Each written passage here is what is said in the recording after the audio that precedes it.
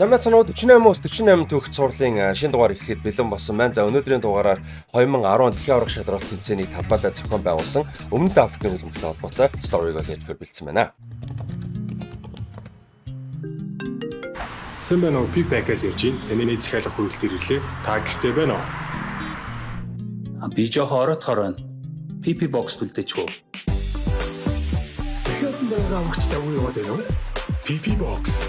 Таны шинэ 24 долоо хаяг.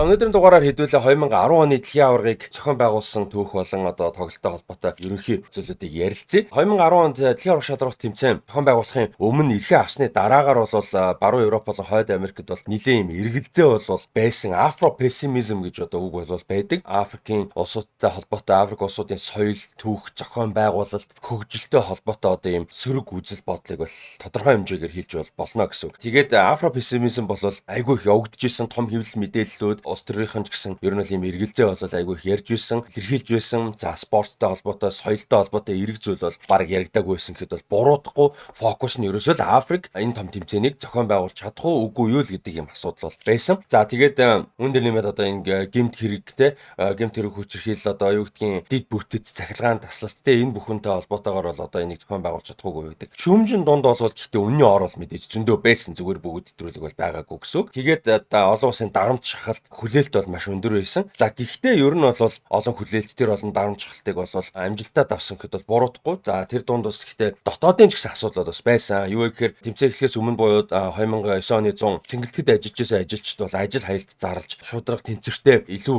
боломжит одоо цалинг бол шаардсан ийм ажил хаялт хүртэл болсон. Тэгээд тэрнтэй холбоотойгоор бол дэд бүтцийн зарим нэг хөгжүүлэлтүүд бол төр хугацаанд бас зогссон юм асуудал бас гарсан. Гэхдээ эцсийн үр дүнд бол одоо инженеринг талаас төлөвлөгөө гүйцэтгэл талаас бол амжилтанд хүрсэн. Тэгээд Өмнөд Африк 2.4 тэрбум орчим долларыг бол одоо дид бүтцээ хөгжүүлэх, замаа засах, хурдны одоо галт тэрэгний шугамуудыг засах, шинээр зармыг барих тийм ээ. Тэгээд одоо 10 цэнгэлтийг бол шинжилж одоо дэлхийн хэмжээний world class хэмжээнд бол одоо цэнгэлтийг бол шинжилсэн. Анх бол тэмцээний зохион байгуулалт эрхийг авахдаа 12 цэнгэлттэй байна гэж ярьж байсан. 10 болгоод FIFA-тай ярьж тохироод бол 10 болгож бол зарласан байдаг. Тэр 10 цэнгэлтгээ бол дэлхийн хэмжээнд болгож шинжилсэн. За тэгээд олон одоо дид бүтцийн хөгжил шинжилсэн процессуудын гол одоо анхаарал татсан зүйл нь Soccer City гэж цэнгэлдэх байсан. Johannesburg цэнгэлдэхэд байсан. За энэ цэнгэлдэх бол 80-аад онд ашиглалтанд орсон байсан ч гэсэн дэлхийн аваргад зориулж бол шинжиж засаад 94700 үзэгчийн судалтай болгож бол Африкийн дид бүтэц, Африкийн одоо хөгжил бол одоо энэ хэмжээнд байж болох юм а гэдгийг бас харуулсан юм цэнгэлдэх бол болж байсан. За тэгээ энэ цэнгэлдэхийн хэлбэр загвар нь бол одоо энэ калабаш гэж ургамал бол байдаг. За тэгээ энэ калабаш гэдэг ургамал нь өөрөө бас жимс ургадаг. За тэгээ энэ гаргаж авсан юм хатуу юм мод шиг юм хэлбэртэй зүйлээдэг. Тэрийг бол маш олон янзаар усны сав болгож тэ одоо эртний африкчууд бол усны сав болгож ашигладаг байсан. За талаар нь хуваагаад бас хоолны сав болгож хүртэл ашигладаг юм үндэс ёс заншлын хувьд бол маш том хэсэг нь болчихсон юм одоо ургамал бол байдгийн байлээ. Калабаш гэдэг. За тэгээд энэ ургамлын одоо яг энэ нөгөө хоолны сав болгосон хувилбартай ойролцоо төстэй үлгэр жишээ санаа авсан хэлбэртэй цэнгэлдэх болгож зассан байгаа. За тэгээд калабаш нь гэхдээ зөвхөн Африкт ургадаг биш. Өмнөд Америк болон Азад, зүүн өмнөд Аз ялангуяа бас ургадаг юм байлээ. За тэгээд дэлхийн аваргын эхний шүгэл үлээхээс өмнө бол одоо Johannesburg, Soweto, Cape Town гэх мэт том хотууд бол бүгдээрээ одоо шар ногоонуудаар дүүрч гисэн. За Өмнөд Африкч одоо өөрөө мэдээж хар арьстай хүмүүс байгаа, цагаан хүмүүс байгаа. За өөр энэтхэг гаралтай хүмүүс их байдаг. Уугуул одоо тэнцэнээс бас зөндөө хүмүүс бас байгаа. Тэ хар хүмүүсээс гадна бас өөр зөндөө хүмүүс байдаг. Тэгээд айгүй олон төрлийн яс үндэстэн амьдардаг юм уус шүү дээ. Зүгээр систем, политик талаас бол нэлээд асуудалтай ч гэсэн тийм ээ. Яг энэ дэлхийн аварга эхлэхийн өмнөх цаг үед бол яг апартайд дуусаад энэ бол одоо нэг 20 орчим жил арай 20 жил хүрээгүй юм хугацаа байсан. Тэгээд иргэдийн хувьд бол маш нэгдмэл, маш эерэг ер нь бол юм байсан ихэнхдээ. Тэгээд тодорхой хэмжээнд илэрхийлсэн уур амьсгалыг илэрхийлсэн, мэдрэмжийг илэрхийлсэн нэг зүйл бол Вүзэла бүрээ байсан. Олон улсын одоо телевизийн дамжуулагч, найруулагч одоо дээрээс нь тайлбарлагч ч юм уу хөтлөгчд бол одоо цэнгэлдэхийн үзэгчдийн дууг бол одоо дараад байна гэдэг юм шүүмж бол явж исэн. Тэгээд ийм одоо ууртай юу шиг ууртай зөвгийнүүд дуурайд байгаа юм шиг цэнгэлдэхэд одоо ингэж сонсогдож байна гэжсэн. Гэхдээ яг цэнгэлдэхдээ бол Африкийн хөлбөмбөгийн пашн те хөлбөмбөгт хайртай мэдрэмж тэрийг одоо маш гоёор бол илэрхийлсэн. Тэгээд ийм сонирхолтой онцлог дуу чимээ бол гаргаж ирсэн гэдэг бол яг цэнгэлтгэд үзчихсэн хүмүүс тодорхой хэмжээнд онцолж ирсэн. Тэгээд яг Vuvuzela бол бас сөрөг зүйлэл мэдээж хідээ байхын хувьд бол байсан тийм фанатуудын дуу чимээг дарсан зүйлээсэн. За тоглогчдод мэдээж бас дуу чимээг нь дарсан хэцүү байсан. Энгийнээр ярих юм бол ядаргаатай байсан зүйл мэдээж байдаг. Тэгэхээр энэ бол 100% эрэг бол биш. Гэхдээ одоо эргээд харах юм бол үнэхээр одоо 2010 оны дэлхийн аваргын цорын ганц 10 оны дэлхийн аваргын одоо онцлог зүйл шүү дээ. Цор ганц 10 оны дэлхийн аваргын гэдэг утгаар тий. За тэгээд нээлтийн тоглолт бол 10 оны 6 сарын 11-нд Мексик болон Өмнөд Африкийн шгшээ огоо тоглосон Soccer City зингэлтэд бол тоглосон. Эхний үед TD харцаатай тэнцсэн ч гэсэн 2 дугаар үед одоо 55 дахь минутанд бол Өмнөд Африкийн одоо маш хурдан сөрөг давталгаа явж зүүн жигүүрлөө одоо гой дамжуулалт бол зүүн жигүүрийн давтлагч Сипивэ Чабалалаад ирсэн. За тэгээд Чабалалаа зүүн жигүүрээр явж аваад нэг харж байгаа л солгоо орлоор одоо үнэхээр супер одоо сум шиг, фуужин шиг супер зохилтыг бол одоо та цаад болонд цөм зөхөж бол оруулсан. За тэгээд гол оруулсныхаа дараа бол болонгийн тогны тэнд очиод бол багийнхнаараа бүгд гой бүжиг хийж маш одоо iconic те одоо дэлхийн аваргын түүхэнд маш iconic юм гой мөч шүү дээ те. Ийм гой мөч бол одоо түүхэнд бичигдэж үйлдсэн. За энэ гол ороход бол одоо энэ цэнгэлдэх тесэрч Калабаш тесэрсэн гэж бас онцолсон байт юм бэлээ. Тэгээд яг энэ цэнгэлтгэд Vuvuzela болон фанатуудын дуу чимээ нийлээд 120 децибел одоо хүртэл ийм чанга дуу чимээ бол гарч энэ цэнгэлтгийн суурь одоо дөргижсэн гэж бол тэмдэглэсэн байт юм бэлээ. Тэгээд яг энэ тоглолтыг тайлбарлаж исэн англиар яг FIFA болон барууны суугуудаар зэрэг одоо тайлбарлаж исэн Peter Drury энийг хэлэхдээ бол Өмнөд Африк гол хийлээ. Бүх Африкийн төлөө гол хийлээ. Jabulani энэ бол одоо Аз жаргалын нулимс сунгахаар ийм гоё одоо зүйл боллоо. Одоо ийм үлгэр шиг тоглолтод үлгэр шиг гол орлоо гэж орчуулгаад тийм ээ орчуулаад бол тайлбарлаж исэн байдаг. This is quite a game. It'll be a free kick. Oh, what a goal! And emotion overflows.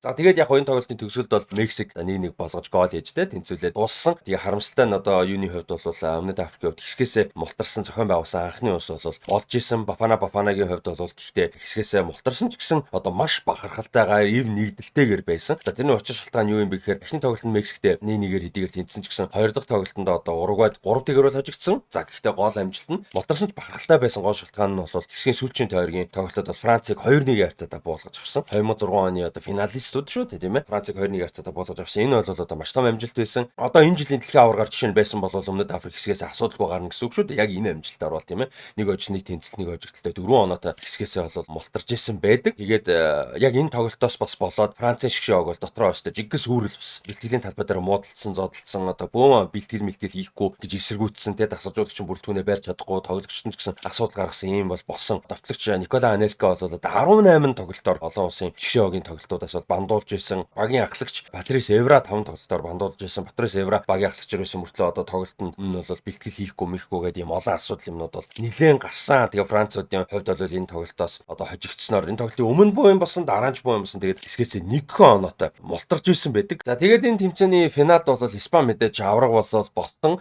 Нэмэлт цагтаа Нидерландын эсрэг нэмэлт цагтаа 116 дахь минутанд Андрес Иньеста гол оруулж авраг болсон. За тэгээд Нельсон Манделагийн хүсэж исэн одоо Нельсон Манделагийн тодорхойлсноор одоо Rainbow Nation гэдэг одоо солонгын үндэстэн гэх юм уу те. Одоо солонгын үндэстний бол одоо хүсэл мөрөөдөл бол бийсэн гэж хэлж болно. Тэгээд одоо системчилсэн, хуульчилсан колоничлын одоо суурьтай энэ том racism огсаа одоо арьс өнгөний ялгаралтай ийм одоо хүнд нөхцөлтэй байсан. Улс бол одоо 20 жил хүрэхгүй хугацааны дараа дэлхийн том тэмцээний зохион байгуулж үндэстэн бол бас тодорхой хугацаанд ч гэсэн нэгдмэл байж за үлдсэн хугацаанд бол одоо нэгдмэл энэ зүйл нь 100% одоо мэдээж хിവэрэ байхгүй ч гэсэн эрэг алхам болж тийм ээ. Нөлөө басан бол том амжилт бол байсан. За гэхдээ урт хугацааны дата харах юм бол тэмцээн дуусны дараа энэ зардал амжилт санхүү талаас амжилттай байсныг үйл гэдэг бас нэг өөр асуудал байна. За жишээ нь Cape Town-д маш их хөрөнгө оруулалт хийж зассан 54 мянган үзэгчийн судалтай Cape Town зингэлдэг бол одоо хотын захиргаанд бол жил болгонд 2.4 сая одоо паундын зардалтай бол байдаг гэж байгаа. Одоо нөгөө засвар үйлчлэг хийхийн тулд тийм ээ. За тэгээд тэнд тоглодог одоо Ajax Cape Town гэж зингэлдэг бол дунджаар 5-аас 10 мянган үзэгчл одоо цуглаж үздэг. Өөрөөр хэлбэл одоо маш их алдагдaltaй ажиллаж байгаа гэсэн Cape Town зингэлтгийн хувьд. За тэгээд одоо жижиг багуудын хувьд одоо ер нь л 10 зингэлт байгаа шүү дээ. Зарим багуудад нь бол 5-аас 10 мянган үзэгчтэй байх нь бол түгээмэл зарим тохиолдолд бол 500-аас 5 мянган үзэгчд үздэг. За тэгээд Өмнөд Африкийн үзэгчд бол ихэнхдээ баруун Европын лигүүдийг бол зургатаараа их үздэг. Тэгээд Порт Элизабет, Бологване гэдэг ч юм уу ийм багуудыг бол яг зингэлтэд нь очиж үзэх нь бол айгу ховор байдаг. За тэрнээс ч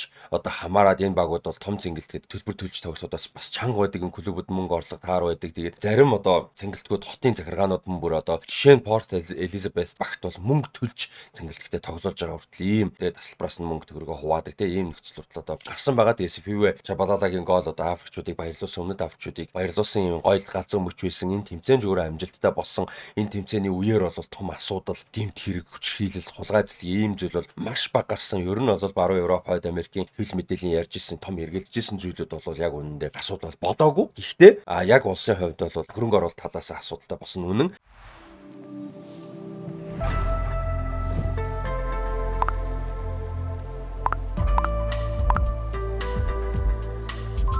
$60,000-аас дээш хүргэлт үнэгүй 100 болон 200,000-аас дээш худалдаа авалтанд бэлэгтэй. Freshback. Тэгээд 10 оны дэлхийн аварга шалралт тэмцээний зохион байгуулалтын хорооны захирлаар ажиллаж исэн Дани Йордан гэж хүн бол одоо мундаг амжилттай ажилласан. За дараа нь бол Өмнөд Африкийн хөлбөмбөгийн холбооны ерөнхийлөгчөөр бас ажиллаж исэн юм хүн бол байдаг. Ер нь бол одоо бас нэг ийм асуудал яригдж байгаа шүү дээ. Ойрын жилүүдэд зуны олимп болон хөлбөмбөгийн дэлхийн аварга шалралт тэмцээнийг нэг улс зохион байгуулах хэцүү болчиход байна. За тэгээд дээрээс нь зохион байгуулсан ч хөрөнгө оруулалт хийх нь буцаагаад ашиггүй байдаг. Одоо 14 оны Бразил, 16 оны Рио де Жанейро бол маш том жишээ, 18 оны дэлхийн аварга том жишээ, 6 оны Герман байна. Маш олон жишээнүүд байдаг. Тэгээд эдгээр дунд бол зарим нь жишээ нь 22 оны Парисын олимп бол одоо шинээр спортын юу бол бариагүй байдаг. Тэд бүтэц бол зорж бариагүй, усан сэлэлтийн том нэг газраа бол шинжилсэн байдаг. Тэрнээс өөрөөр шин зүйл бариагүй. Тэгээд гол давуу тал нь тэрэн дээр бол ингээд мөнгө алдахгүй байх. Тэгээд мөнгө алдахгүй байх гэдэг нь бол зөвхөн нөгөө нэг гарч байгаа мөнгөөс гадна тухайн шинээр зориулж барьсан тэд бүтэц тэнгэлдэх байгууламжууд нь гол нь ашиглалтай байх уугүй юу гэдэг дээр фокус байгаа. Тэгээд ер нь ирэх жилүүдэд бол энэ бас нэлээд фокус бол болоод байгаа. 30 оны дэлхийн аварга Марокко, Испани, Португал гэсэн спортын дэд бүтэц сайтай юм усуд болж байгаа учраас арай гайгүй бах. Гэхдээ одоо олимп дэлхийн аварга дээр бол зохион байгуулалт эрхийн төлөө өрсөлдөх улсууд бол нэлээд цөөрөд байгаагийн асуудлаас энэ дээр гарч байгаа. За тэгээд энэ хүрээд өнөөдрийн дугаараа өндөрлж байна. Сонирхолтой байсан гэж найдаж байна. 48 ус 48 төгс сурлын 37 дахь дугаар байлаа. Эрхийн тэтгэгчээр ажиллаж байгаа Freshback, Pickback болон MCS Coca-Cola-гийн хамт олондоо маш их баярлалаа.